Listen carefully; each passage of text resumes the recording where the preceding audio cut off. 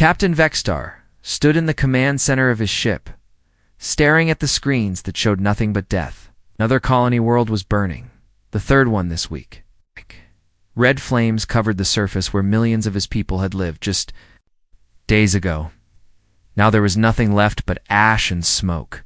His forearms shook as he gripped the metal rail in front of him. The Zilani had never faced anything like this before. For thousands of years they had lived in peace. They grew food, built beautiful cities, and helped other species when they needed medical care or new farming techniques. Fighting was something they read about in old history books, not something they actually did. The Krek swarm was different. From anything the galaxy had seen in centuries, they came from the dark spaces between stars, moving from system to system, like a plague of insects. They ate everything, plants, animals, even the soil itself. When they were done with the world, nothing was left alive. Commander Nirlin walked over to where Vexstar was standing. Her blue skin was pale with worry, and her large eyes showed the fear they all felt. She carried a datapad in her hands. "Captain, we need to talk," she said quietly. Vexstar turned to look at her. "More bad news?" "Maybe. Or maybe your only hope." Nirlin touched the datapad, and a holographic display appeared between them. "I have been looking through the galactic database for any species that might help us. Most civilizations are too far away or too weak to fight the Kreks, so we are alone," Vexstar said. "Not exactly." The hologram changed to show a small blue. "In Green Planet, there is a species that might be able to help. They are called humans." Vexstar looked at the planet. Looked peaceful enough, with white clouds and blue oceans. What makes them special? Nirlin touched the pad again.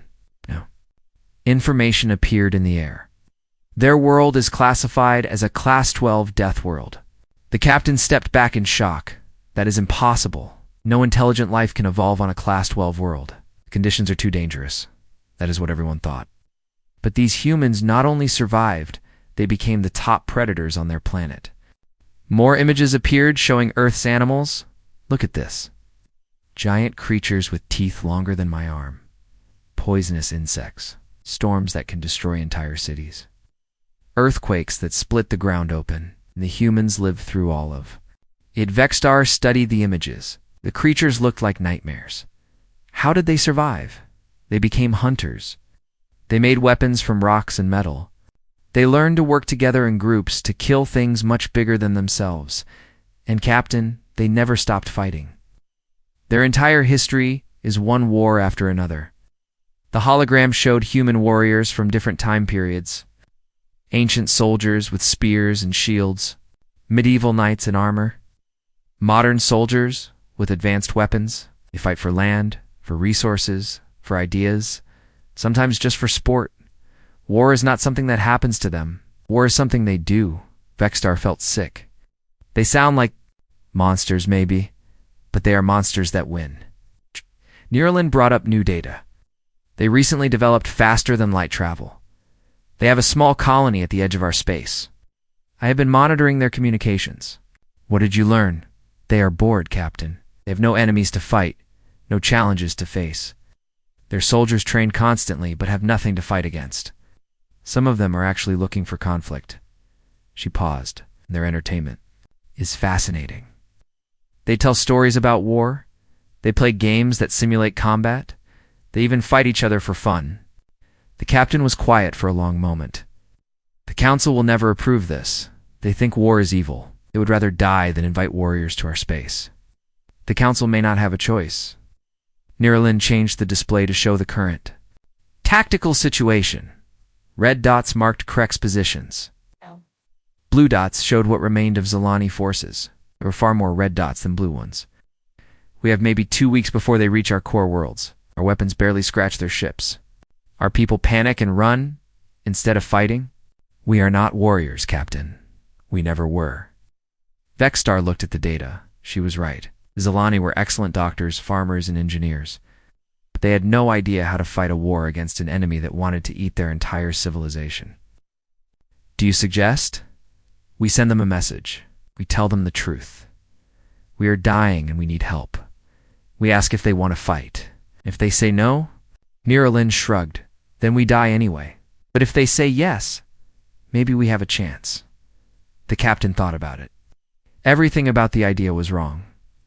The Zilani were peaceful people. They solved problems by talking, not fighting. Fighting. A species of warriors to their space went against everything they believed in, but watching another world burn also went against everything they believed in.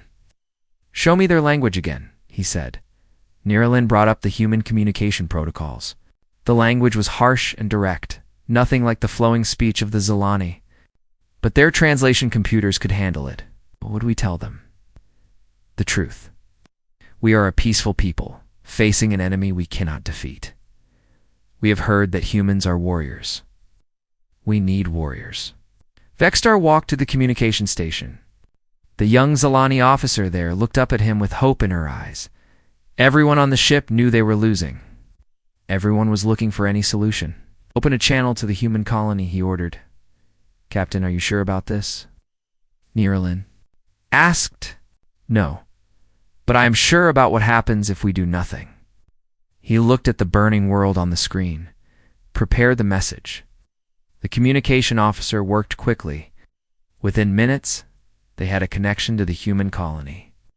The signal would take several hours to reach them, and several more hours for any reply to come back. Vexstar began to speak. This is Captain Vexstar of the Zilani Defense Fleet. We are sending this message to the human colony at coordinates 77 Alpha. We are under attack by an enemy called the Krex Swarm. They have destroyed many of our worlds and killed millions of our people. We are not warriors. We do not know how to fight. But we have heard that humans are different. We have heard that you are fighters. If this is true, we ask for your help. We are dying. We need warriors. Please respond. He ended the transmission and leaned back in his chair. Now, they could only wait. Do you think they will come? Niralin asked. Vexstar looked at the data about human history again. All those wars. All that fighting, all that death was terrifying and horrible. But maybe, just maybe, it was exactly what they needed. I think, he said slowly, that we are about to find out what happens when you ask a Deathworld species for help. The message traveled through space toward the human colony, carrying with it the desperate hope of an entire civilization. Lieutenant Colonel Jake Morrison was drinking his morning coffee when the alien message came through. He was sitting in the small cafe aboard the USS Defiant, watching the stars through the window and enjoying one of the few quiet moments he had experienced in months. The colony ship was home to 50,000 humans, and keeping that many people organized in space was never easy. The communication alert sounded throughout the ship. Jake heard his name called over the speakers and knew his peaceful morning was over. He grabbed his coffee and headed to the command center, where Captain Lisa Rodriguez was already studying a holographic display. What do we have? Jake asked. First contact, Lisa said simply, and they want our help. Jake nearly dropped his coffee. Say that again? An alien species called the Zilani just sent us a distress call. They are being attacked by something called the Krex Swarm. They want us to help them fight. Jake stared at the message as it played again. The alien voice was strange, musical in a way that human voices never were. But the translation was clear enough. These people were dying and they needed warriors. How long until Earth gets this message? Jake asked. Already sent? Priority 1. But it will take 3 days for them to respond. The Zilani say they have maybe 2 weeks before their core worlds are attacked. Jake nodded. Then we better get ready for company. 3 days later, Earth's response came through the fastest ship they had. General Patricia Hayes arrived aboard the UES Lightning with a small team of experts and very specific orders. Within an hour of her arrival, the main conference room of the USS Defiant was filled with Earth's best military minds. Jake looked around the table. General Hayes sat at the head, her gray hair pulled back and her eyes sharp as always. Admiral Tom Bradley represented the Navy, his weathered face showing years of service on Earth's oceans. Colonel Amy Foster from the Marines sat across from Major Carlos Rivera of the Army. Dr. Helen Clark, the xenobiologist, had her computer spread across half the table. Let me make this simple, General Hayes began. We have been contacted by an alien species that is facing extinction. They want our help. The question is whether we are ready to give it. Admiral Bradley spoke first. We know almost nothing about space combat. Our ships are designed for exploration and colonization, not war. But they are well built, Colonel Foster pointed out. And our weapons work just fine. The real question is whether we can adapt fast enough. Major Rivera pulled up a map of local space. The Zilani territory is about 2 weeks away at maximum speed. If we are going to help, we need to leave soon. Dr. Clark cleared her throat. I have been studying the data the Zilani sent us. It's both about themselves and about this Krek swarm. The results are very interesting. She activated her holographic display. The first image showed a Zilani. Jake was surprised by how peaceful they looked. Tall and thin with blue skin and large eyes that reminded him of old pictures of deer. They moved like dancers, graceful and careful. The Zilani evolved on a world with light gravity and no major predators. They are herbivores who developed intelligence as a way to find better food sources and avoid the few dangers their world. And they have never fought a war? Ever? The next image showed one of the Kreks. Jake felt his coffee turn cold in his stomach. The creature looked like a cross between a spider and a wasp, with sharp claws and too many teeth. The Kreks are the opposite. They evolved on a high-radiation world where everything was trying to kill everything else. They are not really intelligent the way we understand it. They are more like a hive mind. They consume everything in their path and move on to the next world. General Hayes leaned forward. Numbers. The Zilani estimate 50 million Kreks warriors in this invasion force, plus support ships, carriers, and logistics. Maybe 70 million total. The room was quiet. Finally, Colonel Foster laughed. 70 million? That's it? Everyone stared. At her, Admiral Bradley looked like she had lost her mind. Amy, that's 70 million hostile aliens. Tom, that's 70 million bugs that apparently have never fought anyone who fights back. She stood up and walked to the display. Look at this. The Zilani have better technology than the Kreks, but they lose every battle because they don't know how to fight. The Kreks win because they have numbers, and their enemies run away.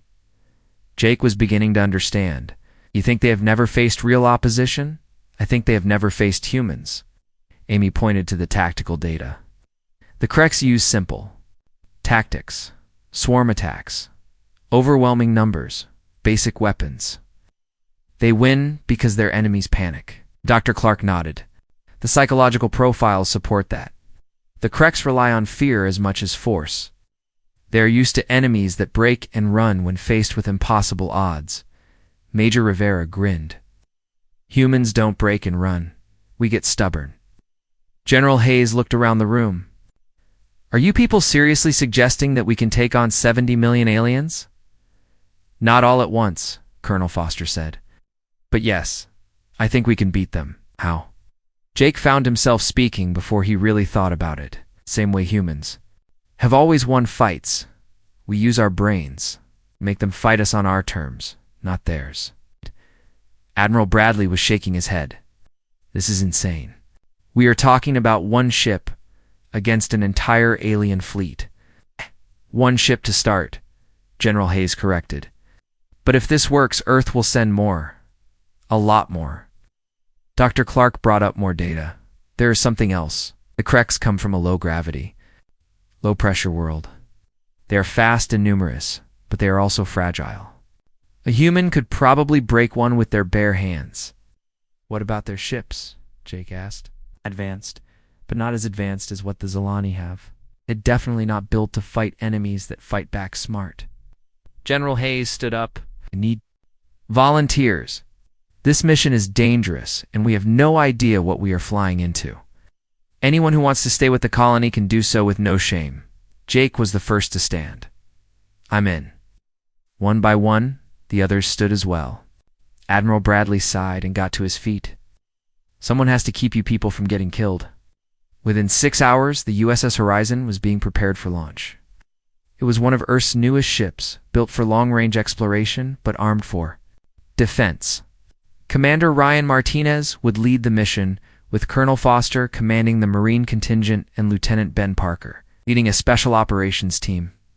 Jake found himself packing gear he had hoped never to use in space: combat armor, weapons designed for ship-to-ship fighting, and emergency medical supplies. Dr. Susan Miller, their combat medic, was preparing for casualties they all hoped would never happen. As the USS Horizon prepared to leave, Jake stood in the observation deck, looking out at the stars. They were about to make humanity's first contact with an alien species, and they were doing it by going to war. Chief Engineer Paul Johnson joined him at the window. "You think we can really do this?" Jake thought about it. Humans had been fighting for their entire history. They had faced impossible odds before and found ways to win. They had defeated larger armies, survived disasters that should have killed them, and never learned when to quit. "Paul, we are about to meet aliens who have never lost a fight because no one ever taught them how to lose. I think they are about to get a very educational experience." The USS Horizon launched toward alien space, carrying with it humanity's first answer to a call for help. They were outnumbered, outgunned, and flying into unknown danger. They had never been happier. The USS Horizon dropped out of hyperspace at the edge of Zilani territory, and Commander Ryan Martinez immediately knew they had arrived in hell. The main screen showed floating pieces of metal that had once been ships, broken space stations, drifted silent and dark. In the distance, a planet glowed red with fires that could be seen from space. "Dear God," whispered Dr. Susan Miller from her position at the medical station. Reported Lieutenant Danny Wright from the pilot station. "One ship approaching. It's broadcasting Zilani identification codes." Ryan straightened in his command chair. "This is it, people. First contact with an alien species. Everyone stay calm and professional." The alien ship was beautiful in a way that human ships never were. It looked like it had been grown rather than built, with smooth curves and a surface that seemed to shimmer like mother of pearl. As it came closer, Ryan could see that it had taken damage. Scorch marks covered one side, and several sections looked like they had been torn open by giant claws. "Incoming transmission," Wright announced. "Put it on screen." The holographic display flickered, and then showed the interior of the alien ship. Ryan had to work hard not to stare. The being looking back at him was unlike anything he had ever imagined. Captain Vexstar stood nearly 7 feet tall, but was so thin he looked fragile. His skin was pale blue and seemed to glow slightly. His forearms moved with liquid grace, and his large eyes held a sadness that went deeper than words. "I am Captain Vexstar, of the Zilani vessel Peaceful Dawn," the alien said. His voice was musical, like wind chimes in a gentle breeze. "Are you the humans who answered our call? I am Commander Ryan Martinez of the human ship USS Horizon. We received your message and we are here to help." Vexstar's eyes widened. For a moment, he seemed unable to speak. When he found his voice again, it was shaking. "You came. You actually came. We said we would, but you were so few. One ship against the entire Krek swarm." Ryan smiled. "Captain, one ship is how humans usually start. Tend to make do with what we have." Within an hour, representatives from both ships met aboard the USS Horizon. The Zilani delegation included Captain Vexstar and Commander Niralin. Along with their chief scientist, Dr. Kelatar, the humans were represented by Ryan, Colonel Amy Foster, Lieutenant Ben Parker, and Dr. Helen Clark. The cultural differences were immediately obvious. The Zilani moved like dancers, every gesture flowing and graceful. They spoke softly and paused often, as if they were afraid their words might cause offense. When they saw the humans, their large eyes grew even larger. Dr. Clark had warned the human team about this, but it was still strange to see aliens react to them with what looked like fear. The humans were shorter and broader than the Zilani, with thick muscles and scars from years of training and accidents. Where the Zilani seemed fragile, the humans looked solid and unbreakable. "Your people, Commander Niralin," said carefully. "You are very different from what we expected." "Different how?" Colonel Foster asked. "You look like—" Niralin paused, searching for the right words. "You look like predators?" Lieutenant Parker laughed. "That's because we are." The Zilani delegation took a step back. Dr. Kelatar's voice was barely above a whisper. Your world truly is a Class 12 death world. Earth. Yeah, it's not the friendliest place, Ryan admitted. But it's home. Dr. Clark activated her portable display and showed images of Earth. The Zilani watched in growing amazement as pictures flashed by. Lions hunting zebras, sharks attacking seals, hurricanes destroying cities, volcanic eruptions covering entire islands in lava. This is where you evolved? Captain Vextar asked. This is where we learned to survive, Colonel Foster corrected. Everything on Earth is trying to kill everything else. The only way to make it is to be tougher than whatever is trying to eat you. But how do you live with such violence? Ryan thought about how to answer that. Captain, on our world, violence isn't evil. It's just a fact of life. A storm isn't evil when it destroys a house. A lion isn't evil when it hunts. They're just doing what they need to do to survive. And humans. Humans learn to be better at surviving than anything else on the planet. The briefing about the Krek swarm was sobering. The aliens showed tactical displays of previous battles, and the pattern was always the same. The Kreks would arrive in overwhelming numbers, the defenders would panic and retreat, and entire worlds would fall within days. They have 50 million warriors in this invasion force, Commander Nerolin explained. Our largest battle fleet had maybe 1,000 ships. They destroyed us in less than an hour. Lieutenant Parker studied the battle footage. They don't use tactics. They just charge straight in and overwhelm the enemy with numbers. It has always worked before, Captain Vextar said sadly. Against enemies that run away when things get bad, Colonel Foster observed. What happens when they face an enemy that doesn't run? We do not know. No species has ever stood against them for long. Dr. Kelatar brought up more data about the Kreks themselves. The creatures were fast and vicious, with natural weapons that could tear through most materials. But as Dr. Clark had predicted, they were also fragile. Their exoskeletons were designed for speed, not durability. They come from a world with gravity about half of what we're used to, Ben Parker noted. And their atmosphere is thinner than ours. They might be fast, but they're probably not very strong. Strong enough to destroy our worlds, Vextar said. Strong enough to destroy worlds defended by people who had never been in a real fight, Ryan corrected gently. No offense, Captain, but your people aren't warriors. No, we are not. The alien's voice was full of shame. We are farmers and doctors and teachers. We build things and heal people and grow food. We never learned to hurt others. That's not something to be ashamed of, Dr. Clark said. Your people have created a beautiful civilization. But sometimes beautiful things need to be protected. Colonel Foster leaned forward. Captain, we need to know everything about the Kreks. Their ships, their weapons, their tactics, everything. And we need to know about your technology. What kind of weapons do you have? What can your ships do? The next several hours were spent in detailed planning. The Zilani technology was impressive in many ways. Their ships were faster than human vessels, their shields were more advanced, and their sensors could detect things across entire star systems. But their weapons were designed for mining and construction, not war.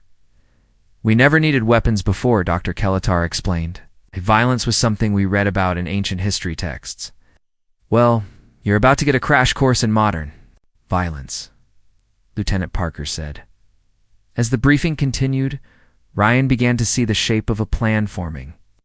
The Kreks were used to easy victories against enemies that gave up when faced with overwhelming odds. They had never fought an enemy that got more dangerous when cornered. How long until they reach your core worlds? Ryan asked. Perhaps 10 days, Commander Nerolin replied. And how many worlds are left in your territory? Maybe 20 inhabited systems. Yes. But most have already been evacuated. Ryan looked around. At his team, they were outnumbered by roughly 50 million to 1. Their ships were untested in space combat. They had no idea what they were really facing. But they also had something the Kreks had never encountered before. They had humans who refused to quit. Captain Vextar, Ryan said, we're going to need you to send a message to every surviving Zilani ship and station. Tell them that help has arrived and to stand ready for orders. What orders? Ryan smiled, and for the first time since the meeting began, Captain Vextar saw something in human eyes that made him believe they might actually have a chance. It was not fear or doubt or resignation. It was the look of a predator that had just found its prey. "We're going to teach the Krek something they've never learned before," Ryan said. "What happens when you pick a fight with someone who enjoys fighting back?" The plan that Commander Ryan Martinez presented to the combined human and Zilani command staff was unlike anything the galaxy had ever seen. Captain Vexstar stared at the holographic display, showing a planet that his people had marked as completely uninhabitable, and wondered if the humans had lost their minds. "You want us to make our final stand on Kepler 44 to B?" Commander Niralin asked in disbelief. "That world will kill us faster than the Kreks will." "It will kill you," Colonel Amy Foster agreed. "It won't kill us." The planet rotating slowly in. The hologram looked like a nightmare. Massive storms covered half the surface. Gravity readings showed forces that would crush most galactic species. Seismic sensors detected earthquakes happening every few hours. Volcanic activity painted red scars across entire continents. "The gravity alone is twice what most species can handle," Dr. Kelatar pointed out. "The atmospheric pressure would collapse our lungs. The radiation levels would kill us in ours." Lieutenant Ben Parker grinned. "For us, it's just a really unpleasant camping trip." Dr. Helen Clark brought up comparative data. "Humans evolved on a world with similar conditions. We can handle this gravity without power armor. Our bones and muscles are dense enough to work in high pressure, and we have natural resistance to radiation levels that would be lethal to most species." "But why would we choose to fight there?" Captain Vexstar asked. "Why not defend your ships in space where we have better technology?" "Because in space, numbers matter," Ryan explained. 50 million Krek ships against our few dozen means we lose. On the ground, in conditions that favor us, numbers matter less than who can adapt faster. The strategy sessions continued. For 3 days as both species worked together to create something that had never been attempted before. The Zilani would use their advanced technology to create the appearance of a desperate last stand. Their remaining ships would form a defensive perimeter around Kepler 44-2b, making it look like they were protecting their last major stronghold. The Kreks, following their instincts to completely eliminate all resistance, would bring their ground forces to finish what their ships started. What they would find instead was a carefully prepared battlefield designed by humans who had spent their entire evolutionary history learning how to kill things in hostile environments. Major Danny Wright led the advance team to Kepler 44 to be aboard a modified Zilani transport. The planet was even worse than the scans had indicated. Winds strong enough to knock over buildings howled across jagged mountain ranges. Electrical storms turned the sky purple with constant lightning. The ground shook every few minutes as tectonic plates shifted beneath their feet. "Home sweet home," Wright muttered, as he watched his team unload their equipment in the middle of what most species would consider hell. The humans had brought everything they needed to turn the planet into a weapon. Explosives were placed in unstable cliff faces. Atmospheric processors were rigged to create localized storms that would ground flying enemies. Underground bunkers were carved into solid rock using Zilani mining equipment. Within a week, an entire mountain range had been turned into a fortress that looked abandoned, but was actually the most dangerous place in the galaxy. Dr. Susan Miller set up field hospitals and reinforced caves that could withstand direct hits.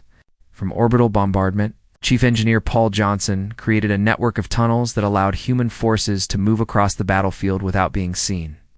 Every natural disaster that made the planet uninhabitable became part of their defensive plan. The Kreks arrived exactly as predicted.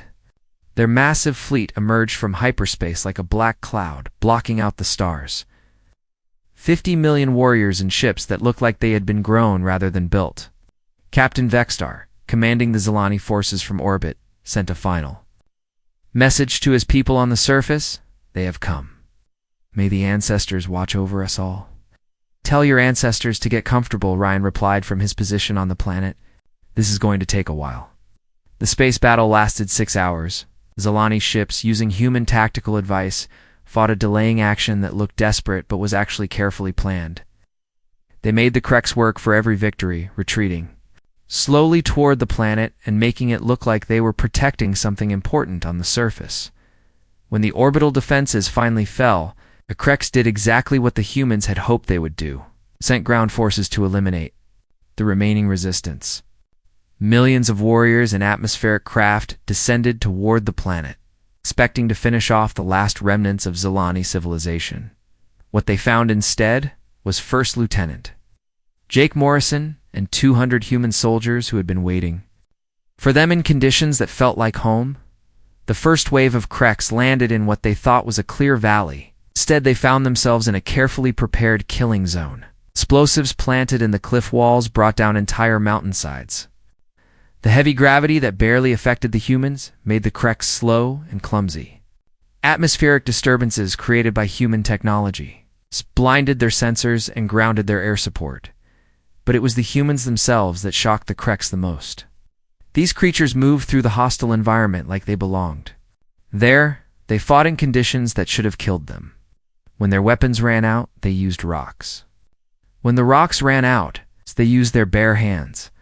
Colonel Foster coordinated the battle from a command post that was being hit by artillery fire every few minutes. The radiation levels around her position would have been lethal to most species. But she calmly directed airstrikes while standing in what amounted to a small nuclear disaster zone. Echo Company, fall back to position 7. Charlie Company, hit them from the flanks when they follow. Delta Company, bring down that ridge. On my mark, the Kreks had never faced an enemy like this.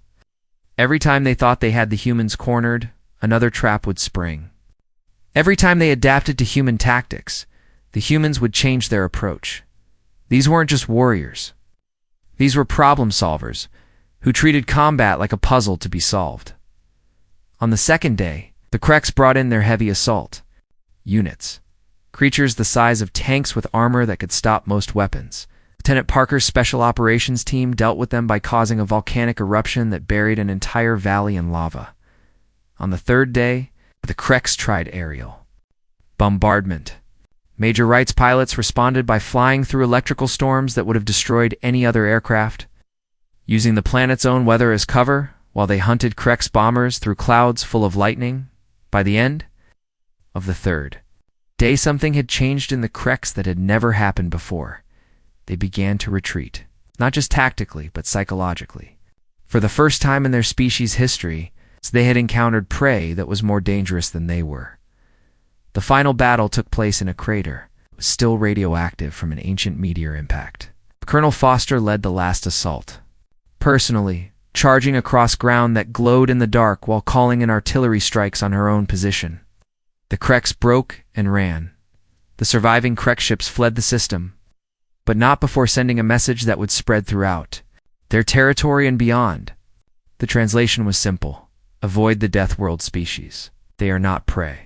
As the dust settled on Kepler 4 to B, Ryan stood among the wreckage of what had been the largest Kreks invasion force in their history. Around him, human soldiers were already planning repairs and improvements to their positions, because that was what humans did. They found problems, and they fixed them. Captain Vextar's ship landed in the valley, and the Zilani captain walked across the battlefield with wonder. In his large eyes, everywhere he looked, he saw impossible things. Humans working calmly in conditions that should have killed them. Equipment functioning in environments that should have destroyed it. Soldiers laughing and sharing food while sitting next to craters that still glowed with radiation. How was all he could manage to say. Ryan looked around at his people. They were dirty, tired, and happy. They had just fought the impossible fight and won. More importantly, they had done it by being exactly what evolution had made them to. Captain, a long time ago, our world tried very hard to kill us. We decided not to let it. He smiled. Turns out that when you learn to survive anything, everything else becomes just another day at the office. The galaxy had wanted help. Humanity had arrived battle-ready, and they were just getting started.